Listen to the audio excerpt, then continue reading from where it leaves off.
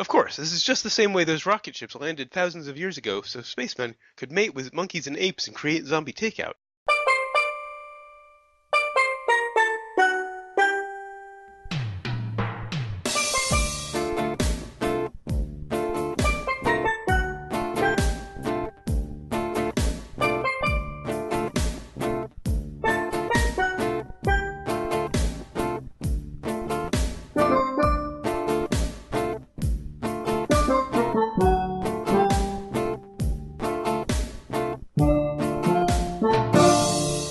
What's up? Welcome to episode 239 of Zombie Takeout, Zombie Takeout. the B-movie and cult movie podcast. I'm Uncle John. And I'm Scotto. And before we get to this week's movie, we've got some listeners submitted, starting off with an email from Weston Detillo in reference to last week's episode. I just found out about this when we first went on Skype and haven't read most of it yet, so this could be fun. Yeah. He said, I'm assuming Weston is a he. Hi guys, I believe this is the second year in a row where I found your April Fool's Day prank to be damn mean-spirited. Why do you hate your fans? We don't hate you. Hell, I've been listening to you guys for so long I feel like we're damn near friends. So then tell me, why do you treat your friends like this? I'd rather shoot myself in the groin than watch The Notebook, or listen to a couple of guys talk about it, even if it is you guys. How do you think we felt? We had to sit through the whole 2 hours of it, man. You only had to sit through a half-hour episode. 45 minutes, though. Oh, it was? Yeah, about that. I think you owe us a little something after that obscene display of can't think of anything witty to type right now, but you get the point. Anyway, here's the deal. You may be able to redeem yourselves in the eyes of your fans by quickly reviewing the following movie, Wolf Cop. That does sound fun. That sounds fucking awesome, tell you the truth. Yeah. I just caught it on Netflix. Oh, good. So easily available. And I believe it meets both of the requirements for your podcasts, B and cult. Definitely sounds that way. Yeah.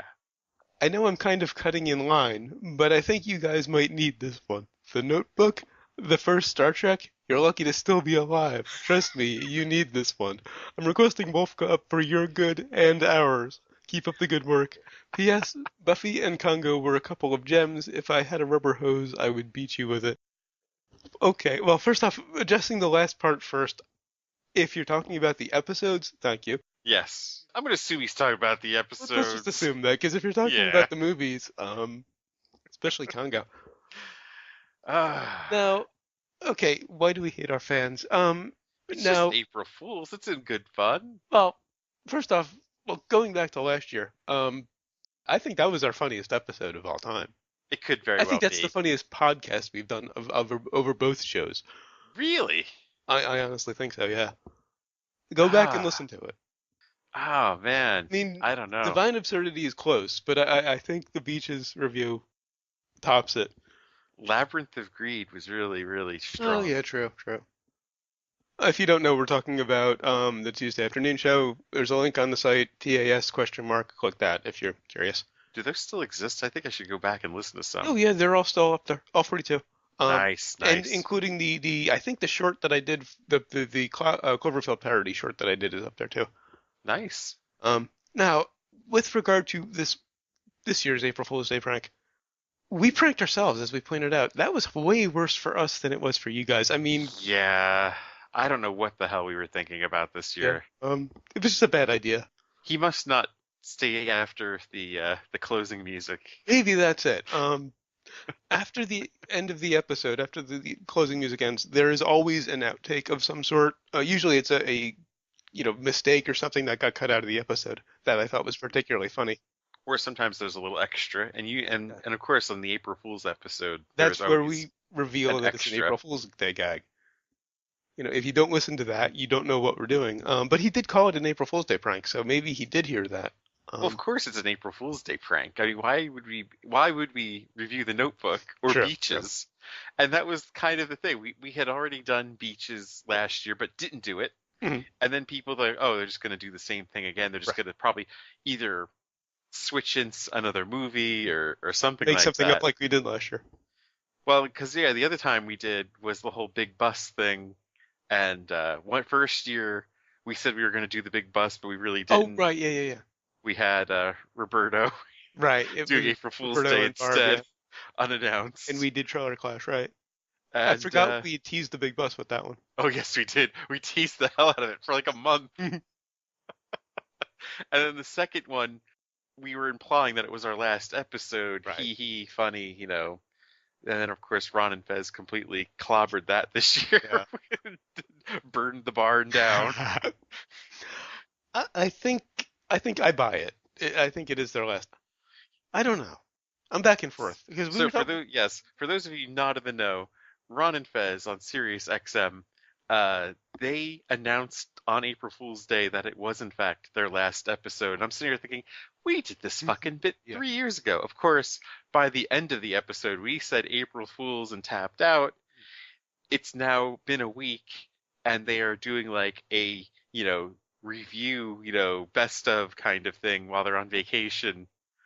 Pretty much still saying that it's the end. Yeah. And nobody's saying what is going to be on in that time slot this coming Monday still.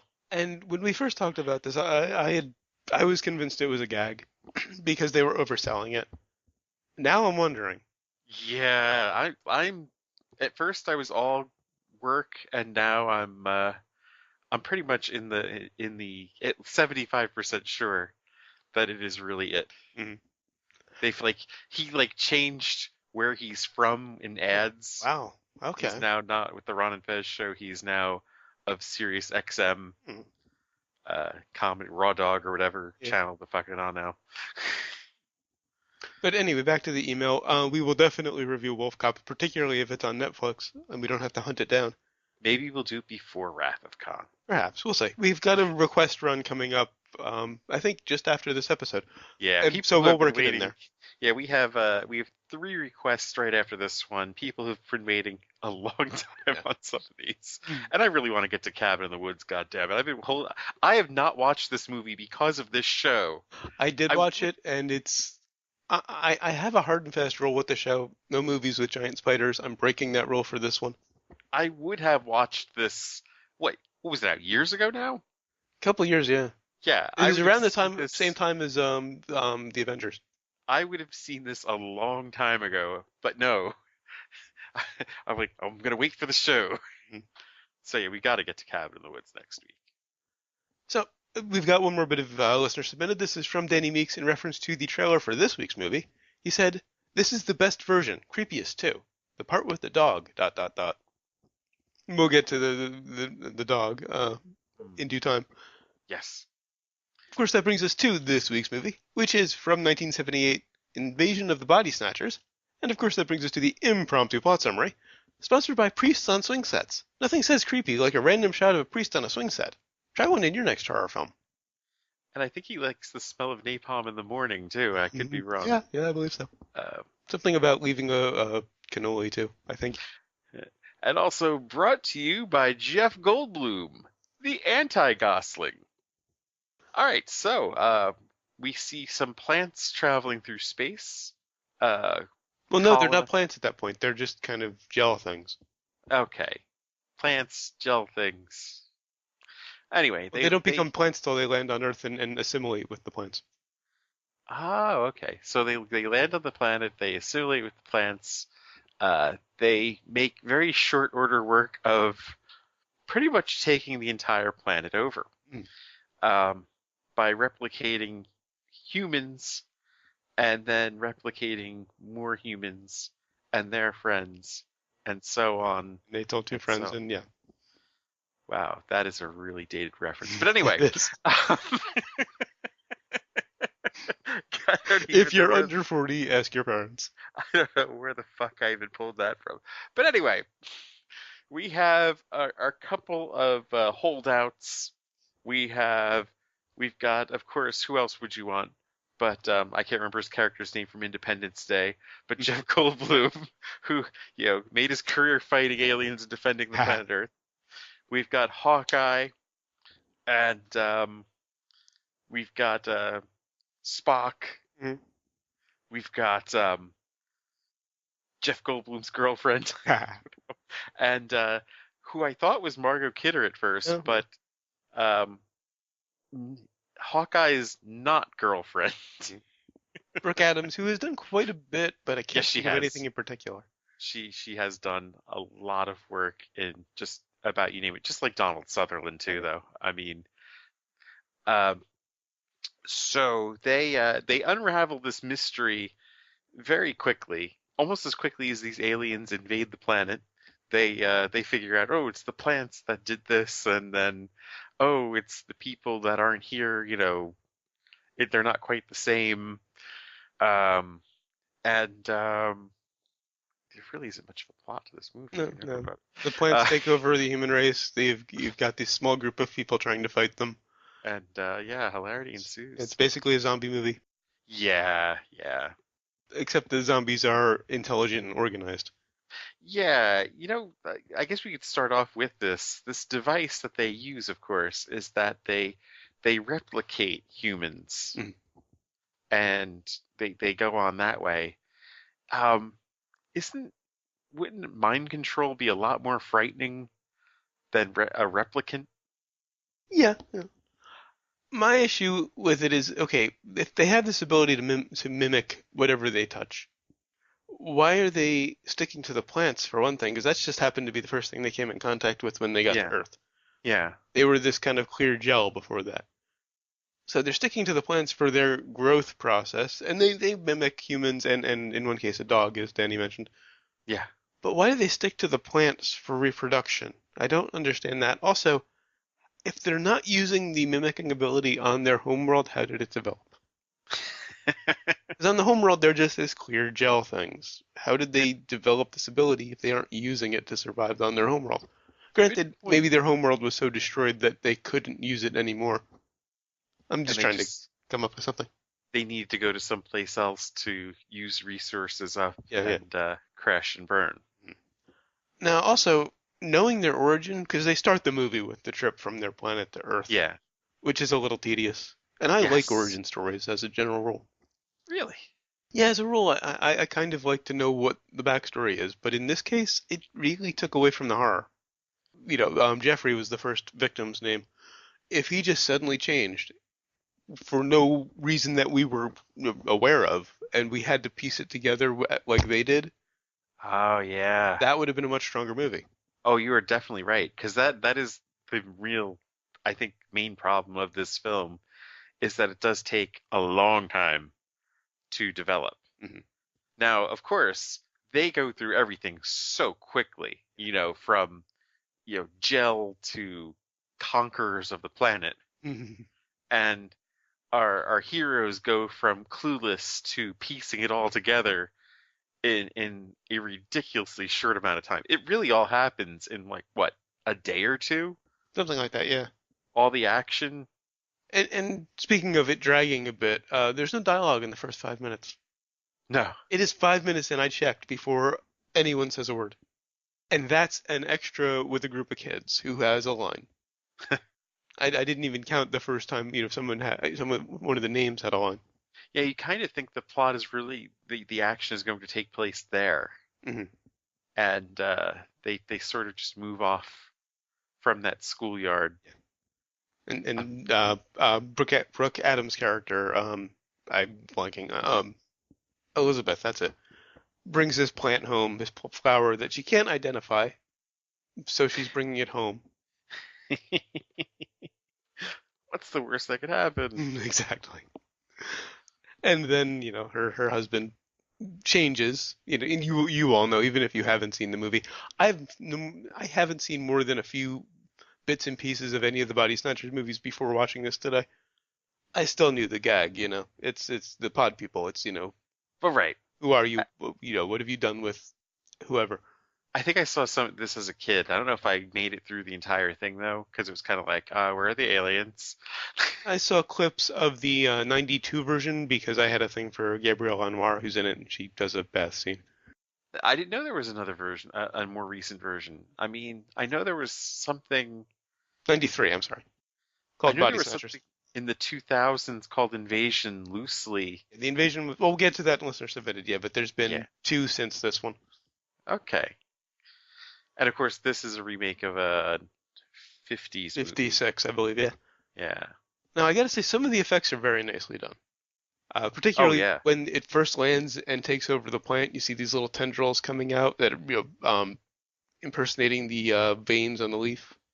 This Really nice was effect, and it had to be digital, which, or not digital because this is '78, but right. kind of, I guess, painted on We maybe. know what 70s digital effects look Oh, like. that's true. This is a year Oh, before with what we that did. Yeah, motion picture. this is before a year before that. Yeah. So I guess that was drawn on the cells, maybe, on the frames, but that But looked really beautiful. well, this is an effects movie. Yeah, I the mean, pods were okay. They were a little iffy. I guess really good for '78. the star of the show is Mr. Ben Burt. Yes, yes. The sound effects are damn impressive in this movie. Yes. Yeah. At first, I was kind of like, that's a little annoying. And then I realized, oh, yeah, that's where he's going for. Although I gotta say, the soundtrack a little reminiscent of Zardoz and Clockwork. A lot of analog synths. One of the sponsors I came up with initially was Analog Synths because it really tends to draw comparisons to Clockwork, Right. which is not a comparison you want if you're a science fiction movie because nothing is Clockwork. Well, Clockwork isn't really a sci-fi film, really. Yeah, true, true. But yeah, it's so iconic you kind of don't want to draw comparisons to it. Really, the soundtrack, though, it's supposed to be agitating in Well, itself. yeah, yeah, and it is, it is. And somebody pointed out how it goes from the sounds go from natural sounds to mechanical Mm. sounds, and it just really drives home the theme of the movie. I have a feeling the '50s version was a parable of communism, right? Yes, yes. I don't think I've ever seen the '50s version. Nor have I. I've seen this version, but this one, I think, is clearly about uh, advancement in technology, Mhm. yeah, and losing our humanity that way. Speaking of advancing in technology, and again, another note about the soundtrack, and just in general in science fiction, you run into a problem when you use kind of the newest technology, kind of What? the cutting edge stuff, like in this or in the Tron or Star Trek, where they used cutting edge, new CG, and in the prequels, where he used the latest in green screens, because that stuff always tends to date the movie. I hear this kind of soundtrack, I know it's '70s. Yeah. Never quite plays for me. I mean, a movie's made when it's made. I don't think the prequels really have that dated of a look to it. But then again, I'm trying to remember the last time I watched them. It's been years, several years for me, and they felt dated at the time. Like, I mean, no one was doing anything like that when he put those out. True. And then I recently saw the Blue People movie. I can't remember. Oh, Avatar. Avatar, and that didn't look that much better than Phantom Menace, honestly. I mean, it looked like dudes and cartoons. I mean, it was pretty much I should revisit that one. It's been a couple of years. it was an aughts version of Who Framed Roger Rabbit, really meets Braveheart. Hmm. I have a write up on the site called Big was it Oh, that's Big right, Blue Big Blue Twinkie. Twinkie. Yeah. It's Uh, fun while you're watching it, but you kind of feel a little guilty afterwards. well, the entire time I'm watching, I'm like, and people gave George Lucas shit for what he did, Yeah, true, and this true. movie got like Oscar love. What Hmm. the fuck? That doesn't make any Yeah. sense. But anyway, back to Back to Body Snatchers. This movie has possibly one of the creepiest things I've ever seen in a film. Donald Sutherland with the mustache and afro. A little that's close. That's close. Porn star Donald Sutherland. And a young Jeff Goldblum was close too. Because that was weird.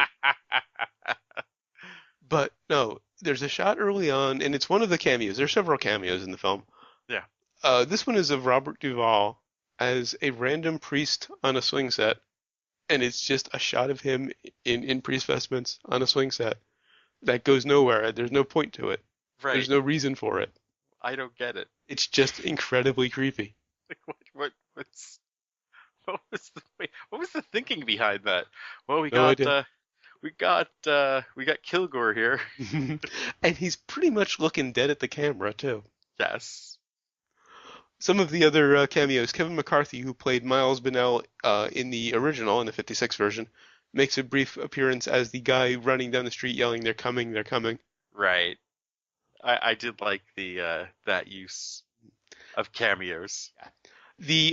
Original film's director, Don Siegel, is the cab driver who takes them, who drives Matthew and Elizabeth, Brooke Adams and Sutherland's characters later in the film. Did you see the trivia? Yeah, That- apparently his vision was going, and he didn't want to wear his glasses in that scene, and it was at night, so they The were panic, legit scared when they the filmed that. panic was real. Yeah. That is so funny because they thought he was gonna kill them all. Mhm. This film's director has dual roles. He's the man wearing a hat who bothers Sutherland's character in a phone booth. I vaguely remember that. Yeah. And the voice of one of the officials that he speaks to on the phone. Which also that whole montage of him receiving calls did not make any sense. No, no. Especially Like how are given these people, how much they'd taken over by that point. how are these people called? Well, that was the deal. They knew where he was and who he Well, yeah. was and everything. I don't know how they would know that over the phone and shit. Because I mean, if they're reading thoughts and stuff, Mhm. and they knew where he was at all times. They couldn't read thoughts because they couldn't chase him down. He hid under Exactly. a dock. Exactly. Yet he could call and they'd be like, "Hello, Hawkeye." Just two more cameos because this is one of the most cameo-rich movies I've ever heard about. Yeah. The director's wife, Rose Kaufman, has a small role as a woman who argues with Goldblum's character at a book release party. Oh, Another random, pointless scene that went nowhere. Goldblum's best part of it though. Yeah, there is a lot that could be trimmed from this movie, and it feels like we were kind of in the zone with doing this. I don't know how many weeks in a row now. And the cinematographer, Michael Chapman, appears twice as a janitor in the health department. Don't remember him. He's the only one I don't remember. But out of the movies we've done since the last two at least, this has the least that can be trimmed. Oh, yeah, absolutely. I mean, what have we learned in the last two? Of course, were about killing at least an hour of each movie. Right. This, at most, I would take 20 minutes off. At most. And I don't even know if I'd take that much. Yeah, I know, and that's absolute maximum because then you'd start, damaging the integrity of the plot. I think the beginning was detrimental to the suspense. Right. There are some random pointless cameos, probably just crowbarred in for the cameos. I would keep the cameos in though because they're fucking hilarious. Oh, that's true. We'll definitely keep the priest. Well, and, I don't know. The woman arguing, I guess that is a good scene for Goldblum. It probably could have been lost though. Yeah. But really, what could be cut out of here is the weird pseudo love story going on. Oh, I have in my notes, and I don't reference this meme often, but unnecessary romantic subplot is unnecessary. Right. Because, okay, Elizabeth, Brooke Adams' character, is in a relationship, possibly married. It's indeterminate. I don't think she's married. I think they're just kind of living together. Okay. But Sutherland is constantly hitting on her despite this. Yes. And, her husband gets taken by the pod people. Gets taken out of the way. And then, toward the end of the movie, they finally kiss and it becomes a thing. And then she shows up topless trying to entice him into joining the pod people. They kiss at the weirdest time. Yeah. Like they're surrounded, they're should be focusing on staying alive. And instead they start kissing for just because they're close. Mm-hmm. And then the whole topless thing, well, she's actually naked. Oh, yeah, that's true. You'd only see her breasts at first. Because she had just emerged from the pod. Right. Very quickly, too. Incidentally, one of the worst effects in the film, the head caving in. Oh, it was very, it reminded me of Land of Confusion a bit. one of the spinning image. Yeah. Really, the ending of this movie had been ruined for me. Because there's a very popular internet yes gif of Donald Sutherland, and I've seen that countless times, but it's funny as hell. But I never connected it. I Yeah. was surprised. I was very pleasantly surprised by the ending because it doesn't have a happy ending, and then I have issues with happy endings, as we've probably talked about. Well, not if you didn't have to pay much for it. I What? shouldn't have laughed at that. Oh, Must okay. be one of those nights. Yeah. Now, there was one scene that I have to really shout out for positive reasons. Right. The scene in the bathhouse, or not bathhouse, mud bath. Yes. Very Kubrick. Hmm. You, Oh, yeah, yeah. Goldblum walks in and it's got this kind of, classically music and it's lit very Kubrick and really nicely done. Also, they did a really interesting pseudo kind of sort of swerve with Nimoy's character. Got to point out this is part two of our tribute to Nimoy that we interrupted with the possibly ill-advised April Fool's Day Oh, it was gag last week. definitely televised. There's no doubt about that. Yeah. Western email or no Western email. We took it on the chin last week. Are Yeah, you yeah. kidding? But anyway, this is a part two of our tribute to Nimoy, and I like the kind of pseudo swerve they did because at first I was thinking, okay, he's a bad guy. Then I started to think about it and realized, wait, he's just being skeptical and kind of realistic.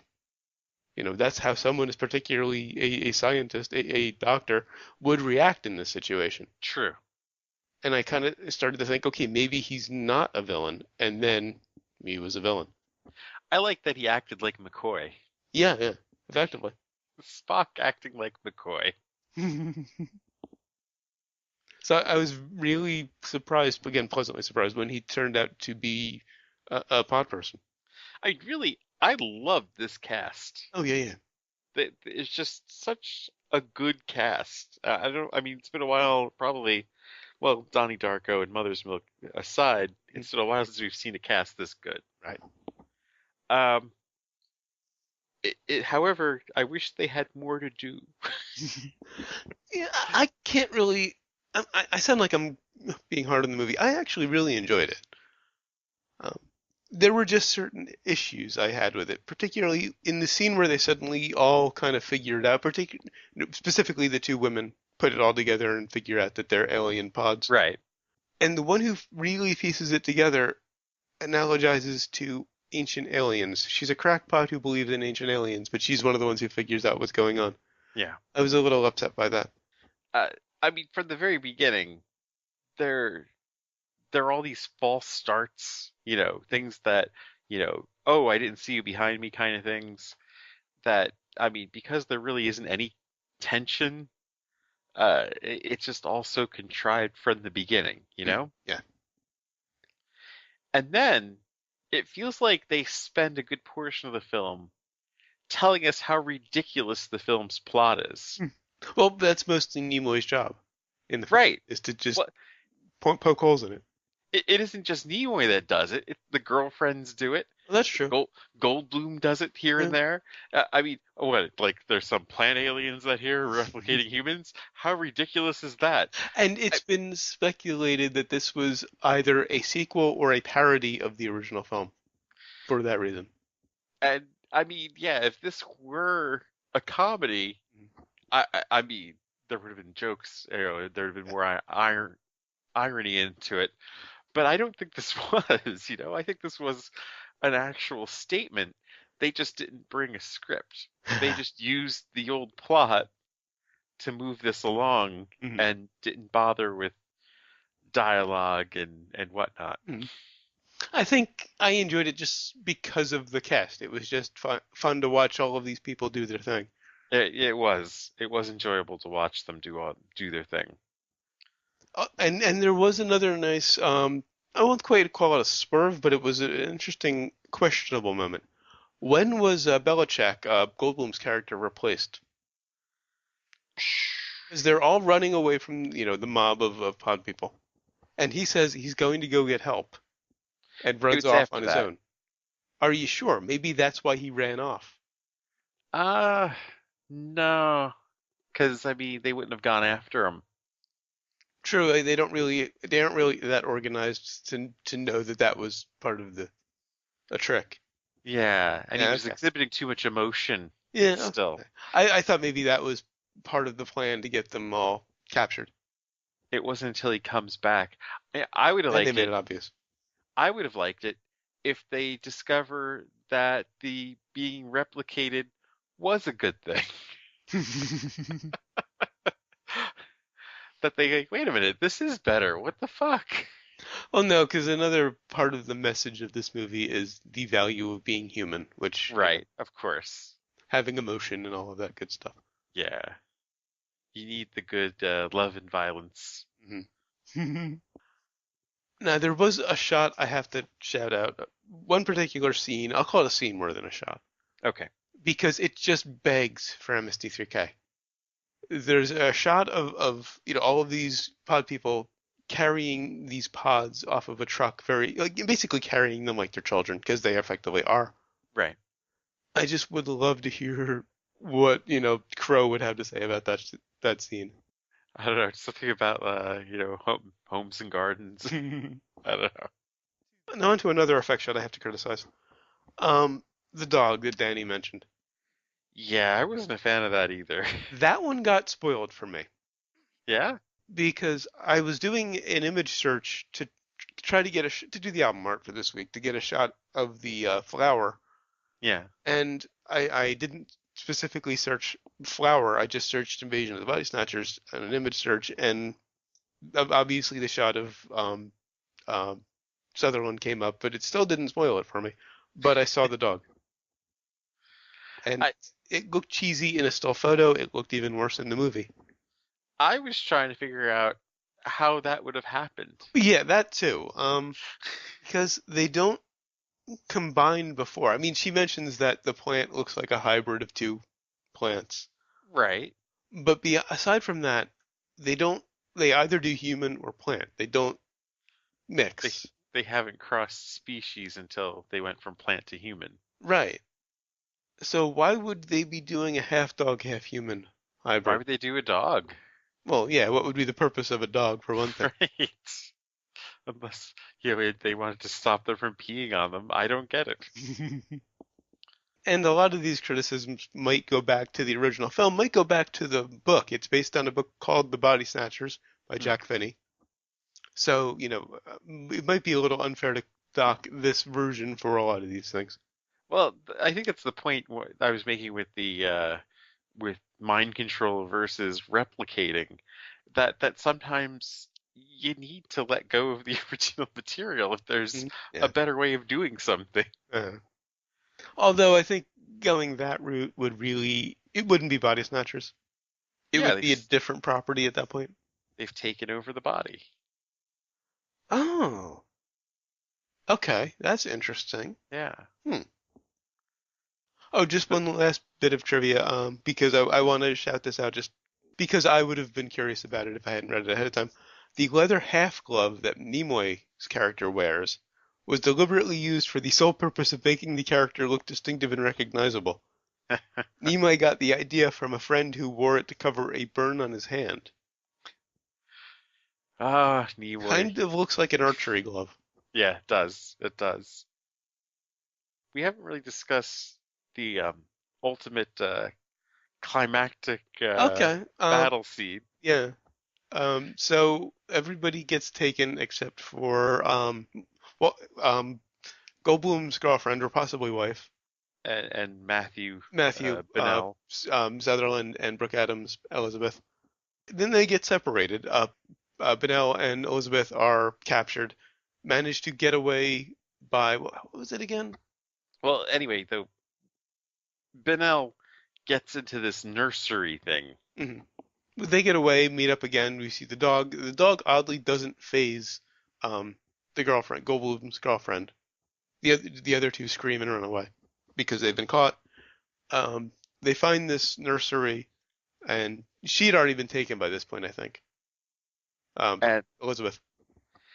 And yeah, this is just such a anticlimactic climax. Yeah. I mean, they have so many nice effects, but then this whole thing about power lines getting cut down and exploding and starting fires. He destroys the greenhouse by cutting these lines in the catwalk. Yeah. They kind of ran out of budget, it felt like. Well, he And had then to destroy the plants, the pods, for some reason, even though there were plenty of other pods, and who knows how many other greenhouses there were in the world at that point. and then though, some of the worst action that we've seen in a while, Mhm. where he gets rushed by an unarmed guy. Mhm. He's got an axe in his hand. He drops the axe. I'm just watching this. He had an axe Yeah. and he dropped it instead of Mm. using it as a weapon against the dude who was unarmed, Yeah. who was rushing him. Mm. And then we have these very cheesy, I use air quotes, explosions. The explosion, you're talking about the greenhouse? Yes, I these didn't mind flames them. just shooting in the air. They didn't make a lot of sense, but Very okay. controlled flames that looked Yeah. like they were a giant Bunsen burner Mm. setting them all up.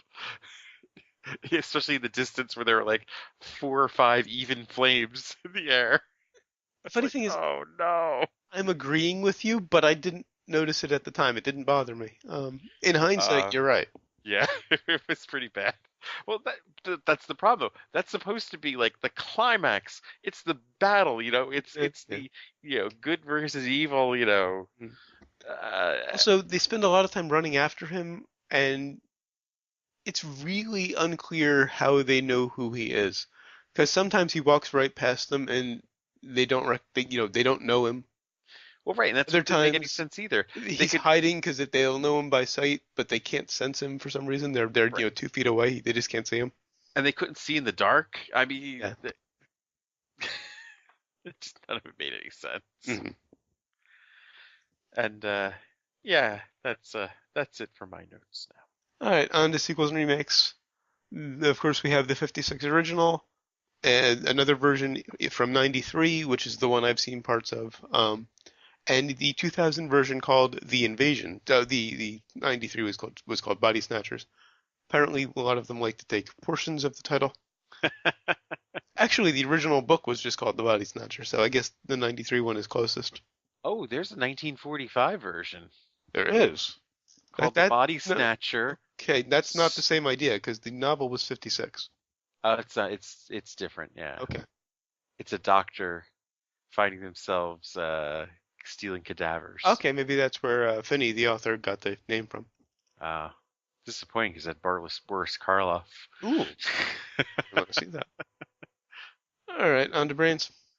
On to brains. I was a lot higher before we started this episode. But you make a lot of good points about the issues with the movie. Still, I liked it. I'm gonna go 3. I'm right there with you. I'm at 3 brains myself, and really it's mostly for the cast and the effects until they got to the end. Mhm. It just needed a script. It needed something to. It needed an engine. It was a lot of nice, pretty things Yeah. and comfortable things, but it had nothing driving. Mm. All right, so what have we learned? We learned that Spock needs a better stylist. And I learned what a Grex is. It turns out it's an actual thing. All right, so until next time, when we'll be beginning our I won't call it a trilogy because we will probably get a Wolf Cop in there, so a quadrilogy of requests, starting with Cabin in the Woods. Until then, go to zombietakeout.com, check out the album art, the episode description, of course, the episode itself, which you're already listening to. Links to find us on Facebook, Twitter, Google+, and YouTube. Links to subscribe via RSS and iTunes. Please leave us a rating and a review on iTunes. We'd really appreciate it. Also, if you enjoyed the show, spread the word. Give us a little word of mouth. Of course, we appreciate all the listeners that we have, but more would be better. And just keep the notebook last week's episode quiet. Yeah, I don't know. I think it's kind of entertaining. It was pretty damn funny. Well, the gag is funny, but also I think the episode was pretty entertaining. Yes. We rip it apart. Yeah. We're always better when we hate a movie. Yeah, that's true. You'll also find the movie list, every movie we reviewed so far, and every movie we're going to review. I think we've got 4 or 5 slated. The requests, which were all marked, and I think maybe 1 or 2 after that. I think Khan is the last on the list. Yeah. The request form, if you've got a movie you'd like to hear us review, please leave it on the request form or email it to us, either way. And of course, the rec list. I was prepared to put this on the rec list before we started talking about it. Mm. But yeah, you're right. It just Yeah. has a few too many flaws. you can email us, zombietakeout@gmail.com, or leave us a voicemail at 414-368-ZTO1, or for the alphanumerically challenged, 414-368... Go fuck himself. 368-9861. Always remember that you will always be calling from the middle of Milwaukee, and, of course, until next time, always remember, never forget, wherever you go in life, there you are. Look, I don't know where they're coming from, but I know I feel as though I've been poisoned today.